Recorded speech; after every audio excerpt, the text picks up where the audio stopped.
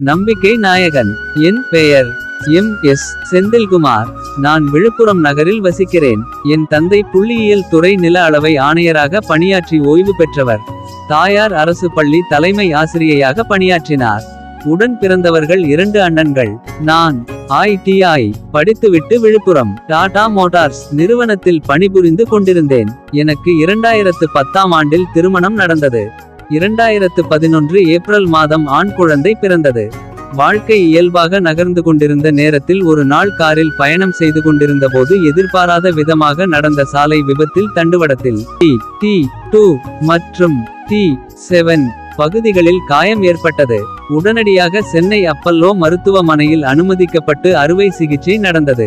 சிகிச்சைக்கு பிறகு மருத்துவர், இவர் நீண்ட நாள் வாழ்வது கடினம் என்றும் இவரால் நடக்க முடியாது என்றும் சொல்லிவிட்டார்.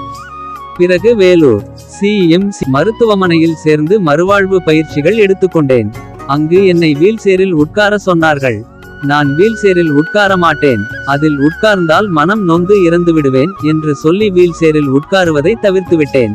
நடந்தே ஆக வேண்டும் என்று மனதில் வைராக்கியத்தை வளர்த்து கொண்டு தீவிரமாக பயிற்சி செய்து ஸ்டிக் வைத்து நடக்கும் அளவிற்கு முன்னேற்றம் கண்டேன். விபத்திற்கு பிறகு 2வதாக மகன் பிறந்தான். மட்டற்ற மகிழ்ச்சியடைந்தேன். பழையபடி கம்பெனி வேலைக்கு செல்லும் நிலையில் உடல்நிலை இல்லாததால் ஒரு ஆட்டோ வாங்கி ஓட்டத் தொடங்கினேன். மருத்துவ பரிசோதனை செய்ய ஒருமுறை அறுவை சிகிச்சை செய்த மருத்துவரிடம் சென்ற போது மருத்துவர், நான் உயிருடன் வருவேன் என நம்பவில்லை. இவர் வேறு யாரோ, நான் அறுவை சிகிச்சை செய்தவர் உயிருடன் இருக்க வாய்ப்பே இல்லை என்று சொன்னார். நான் அறுவை சிகிச்சை பெற்றபோது தந்த மருத்துவ சான்றிதழை காண்பித்த பிறகும் அவரால் நம்ப முடியாமல் ஆச்சரியத்துடன் பார்த்தார்.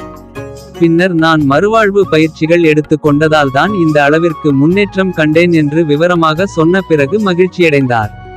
தன்னம்பிக்கையுடன் வாழ்க்கையை எதிர்கொண்டு வாழ்ந்து வந்தபோது தண்டுவட பாதிப்பு ஏற்பட்ட நபர்களுக்கு தேவையான அரசு திட்டங்களுக்கு வழி காட்டுதல், மருத்துவம் மற்றும் வாழ்வியல் சார்ந்த ஆலோசனைகள் வழங்கும் சிபா அமைப்பு பற்றிய தகவல் தெரிந்து அதில் இணைந்தேன்.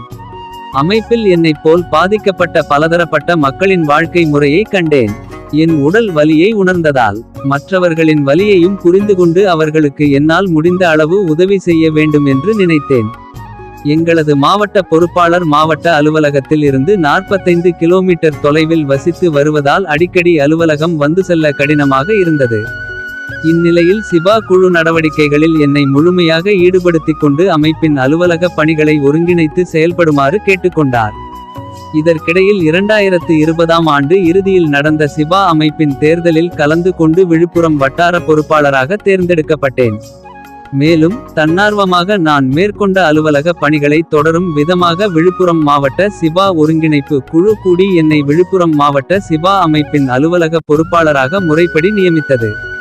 உறுப்பினர்களின் விண்ணப்பங்களை பெற்று அலுவலகத்தில் தருவது, அலுவலகத்தில் தரும் தகவலை உறுப்பினர்களுக்கு தெரிவித்து அரசு திட்டங்கள் விரைவாக கிடைக்கும் வகையில் செயல்படுவது, அலுவலகத்திற்கு சென்று திட்டங்கள் தொடர்பான தகவல்கள் கேட்டு அனைத்து திட்டங்களிலும் நமது உறுப்பினர்கள் பயனடைய ஏற்பாடுகள் செய்து வருகிறேன்.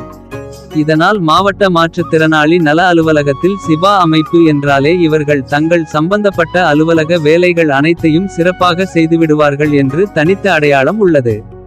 நானும் திண்டிவனம் வட்டார பொறுப்பாளர் அப்பாண்டைராஜ் அவர்களும் இணைந்து எங்களது மாவட்டத்தில் கடந்த 3 ஆண்டுகளில் 100க்கும் மேற்பட்ட புதிய உறுப்பினர்களை கண்டறிந்து அமைப்பில் இணைத்துள்ளோம்.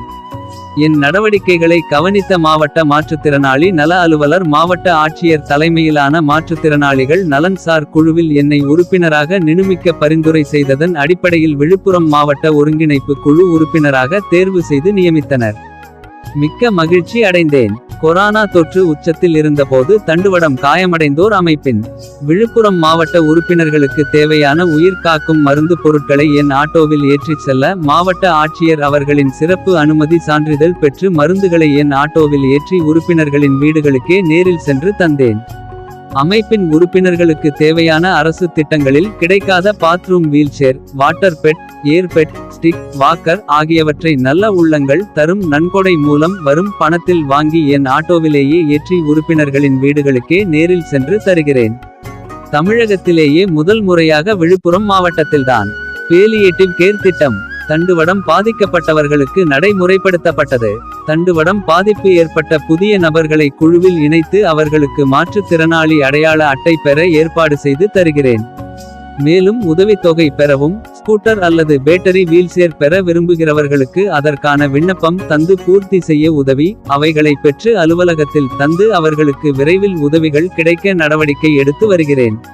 அவர்களுக்கு தேவையான மருந்து பொருட்களையும் மருந்து பொருட்கள் பயன்படுத்தாத பிற உறுப்பினர்களிடமிருந்து பெற்றுத்தர ஏற்பாடு செய்து தருகிறேன். உடைந்தது முதுகெலும்பாக இருக்கலாம். உள்ளம் உறுதியாக இருந்தால் எதையும் தாண்டி நம்மாலும் பிறரைப் போல வாழ முடியும் என்பதை விட பிறரை விடவும் மிகவும் நன்றாகவே வாழ முடியும். எனவே வாழ்க்கையில் எவ்வளவு துன்பங்கள் வந்தாலும் இதுவும் கடந்து போகும் என்று நம்பிக்கையுடன் எதிர்கொண்டால் வாழ்வு வசப்படும். முடியும் வரை முயற்சி செய். உன்னால் முடியும் வரை அல்ல, நீ நினைத்தது முடியும் வரை.